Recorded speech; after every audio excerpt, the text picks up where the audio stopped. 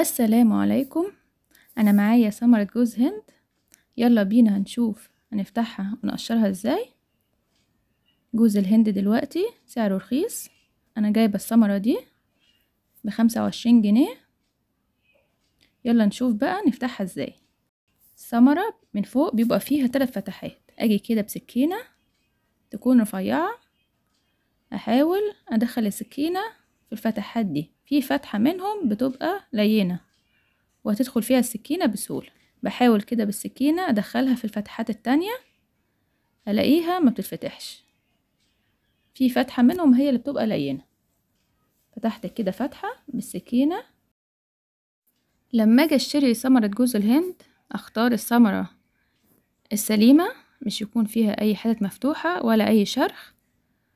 الثمرة تقيلة، اما احركها الاقي جواها سائل. بحاول كده بالسكينة افتح الفتحتين التانيين. فتحة واحدة بس هي اللي بتبقى لينة، ده على الاغلب. جوز الهند فيه فوائد كتير. بيحمي القلب، وبيعزز مستوى الكوليسترول، وبيقلل الدهون اللي في البطن. كمان بيحسن عملية الهضم، وبيقوي الجهاز المناعي، ومضاد للفيروسات والفطريات، وبيحسن صحة الفم. كمان لما ناكله على طول بيساعدنا في فقدان الوزن. ده جزء من فوائد جوز الهند. عشان كده لازم نبقى حريصين ان احنا ناكل جوز هند. جوز الهند لما بنشتريه بيبقى عليه من بره شعر، بنشيله كده بالراحة. كده أنا نزلت كل المية اللي جوه. المية دي بتبقى طعمها لذيذ جدا. انا كارلا، ودي قناتي كارلا في المطبخ. لو عجبتكم القناة دوسوا اشتراك ولايك. اجيب بقى ايدي الهون.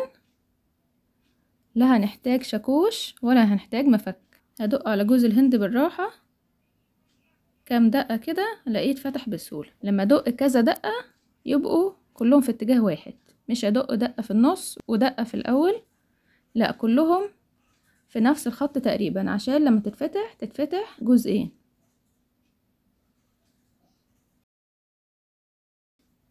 هدق بقى على بقية الثمرة كده عشان اقشرها.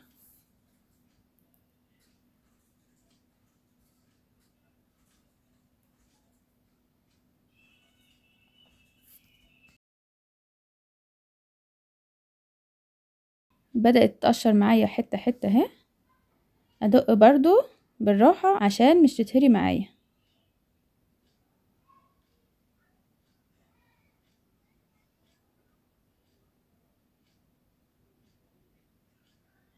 احاول كده بالسكينة افصل جوز الهند الابيض عن القشرة.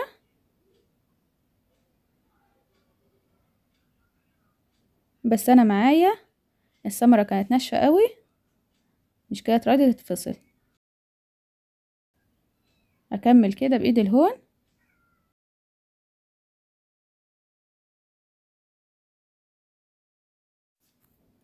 الموضوع سهل وبسيط. اقشرها حتة حتة كده لحد ما تقشر كلها.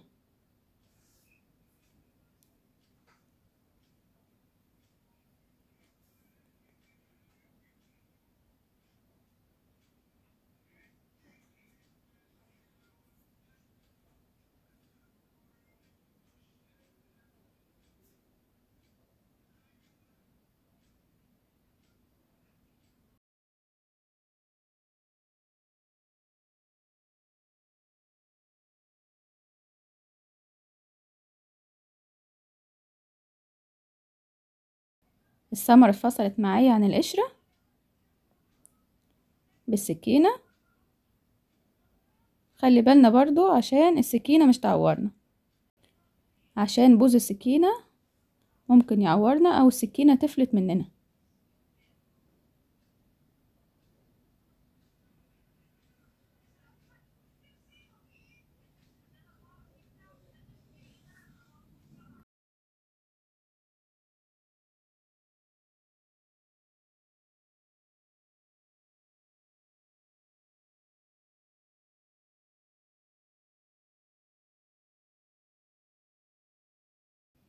بس كده انا قشرتها كلها.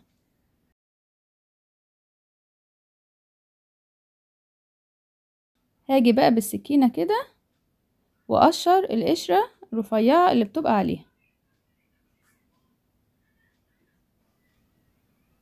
سكينة تكون حامية عشان برضو تبقى سهلة في التقشير، او لو عندنا المقشرة نقشر بيها.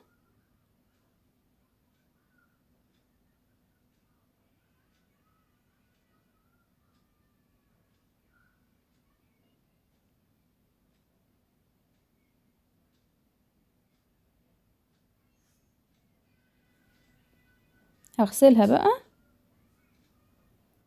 شايفين بقى كده بعد ما اتقشرت كده انا قشرتها كلها وغسلتها.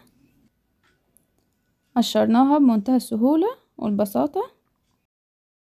لما نيجي نقشرها نقشر بالراحة عشان مش نتعور. كمان لما نيجي ندق عليها ندق بحذر عشان تتكسر نصين ومش تتهري مننا. بألف هنا.